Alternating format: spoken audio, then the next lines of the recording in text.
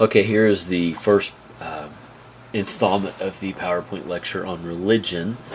And you should be reading the chapter in your book now, guys, on religion. And depending on what edition of the book you have, it's going to be probably toward the end of your book. So I'm going to do some stuff with religion. And I realize that this is a topic that can be very controversial. I'm going to approach religion from a sociological standpoint. I'm not going to try to say that you should or should not believe in something, or that one religion is any better or more correct than any other. That's up to you guys to decide. I'm going to assert that religion can be studied scientifically to a point, and specifically through a sociological standpoint.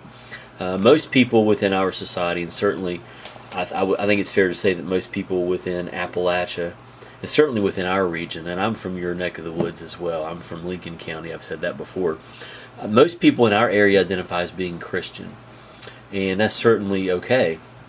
There are other major religions that your book is going to talk about as well, and I'm going to approach this, like I said, from a sociological standpoint more than anywhere. Now, when you look at the world religions by percentage, Christians 33.32%. So most people identify as being Christian. Then you have the Muslims at 21.01%. Hindus 13.26%, Buddhists 5.84%.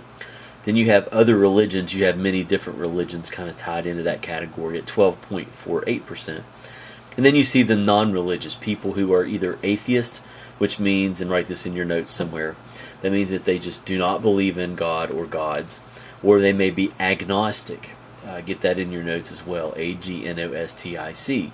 If someone is agnostic, that simply means they do not know whether God exists or not. That would be their official stance. They're sort of questioning or unsure. So, not everybody is a Christian. And we're also going to dispel some of the myths and stereotypes associated with being a Muslim a little bit as we go here as well. So, if we were in a classroom and I had you in front of me, I would ask the class to respond to this question: what does the word religion mean to you? And I want you to kind of think about that as we go through this PowerPoint presentation, and you're taking notes on all this, of course, because you'll need them. So, what does that mean? Religion? Does it mean to believe in something? Does it mean to have faith in something? And then, what does faith mean? Is that something that you just trust in without any evidence? And is that really science? Does it involve God? Does it involve a church or a building, a Bible or a religious book? What does it mean to you? Now, I've had arguments and conversations with my colleagues. A lot of my teaching colleagues don't want to talk about religion, even in a sociology class, because it gets to be controversial. It gets to be heated at times. I think that it can be studied because this is a sociology class. Sociology is the scientific study of groups, and we can definitely look at correlations between groups of people who believe in certain ways, or groups of people who are affiliated with, let's say, the Baptist faith versus the Catholic faith versus Methodists. We could compare Christians and Jews and Muslims. And we can make predictions about people and what they do based on their membership in these religious groups. So we can study this stuff scientifically. So I think the answer is yes. Now, sociology as a science has a twofold goal. You want to have these in your notes. First, to understand the dynamics of group life. In other words, what groups are, how they function, how they change, how they differ from each other. Every church, and you guys, I'm sure a lot of you attend church, and maybe some of you have attended more than one church, or you're familiar with more than one church. I'll bet you those churches are different. I'll bet the groups of people that go to those churches maybe think a little bit differently about things. They have different cliques, different ways of expressing their religious beliefs, so etc., etc. I'll bet these groups will change as well. Membership increases, membership decreases. Some churches fold. They close the doors and they go down or they go under because membership isn't there. Or some churches combine. Some grow and expand. What are the difference between Baptists and Catholics? So we could go on and on and on and just look at these as group processes. Also, B, to understand the influence of groups on individual and collective behavior. Groups influence us as people. We've talked about that before. Your membership in a group impacts how you behave as a person, as an individual. Whether it's a clique at your school, you may be the member of a sporting team, the pressure that your coaches and your other teammates exert influence how you behave, how you participate, for example. Same in churches, same with religion. If you're affiliated with a specific group of people based on denomination, such as Baptist, Methodist, whatever, within the Christian faith, that's going to impact in part how you behave as a person. So, throughout the lifetime of an individual, all human activity is influenced by groups. We are constantly being shaped and modified as individuals through this process of socialization. We've already talked about socialization.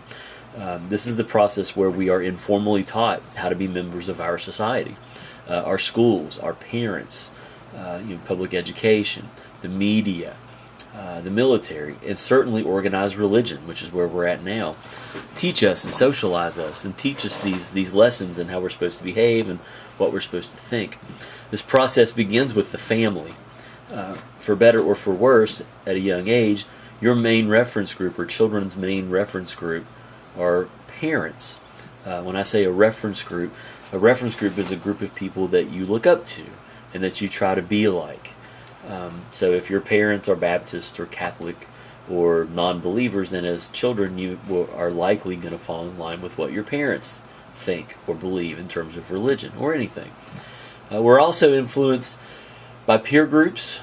You probably have a close friendship group or maybe an overall group of people that you kind of associate with. Maybe you're acquainted with even at school, at church, wherever.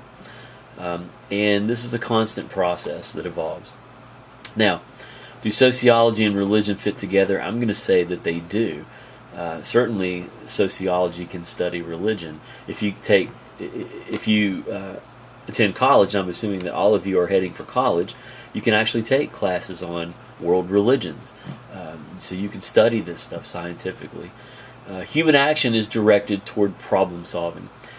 Is it fair to say that religious groups try to engage in problem solving activities, whether maybe through mission work somewhere in a different part of the country or in a different part of the world, or maybe through trying to help people in local communities by fixing up homes or delivering food? A lot of places have, a lot of little towns and cities have food pantries that are often led by religious figures or sponsored by certain religious denominations. So yeah, churches work together. Congregations, people who are affiliated with some kind of religion certainly do work toward problem solving. Also, all social phenomena or things that happen are interrelated. Religion impacts education. Religion impacts your upbringing. It impacts your income. All this stuff ties together. Education, the media, employment, your beliefs, everything ties in with religion. Everything's related. And certainly religion is a group phenomenon. So, we're going to call this the end of the first part of the lecture on religion. And again, I'm assuming you're getting all this in your notes here too. So, we'll call that the end of this part. Thank you.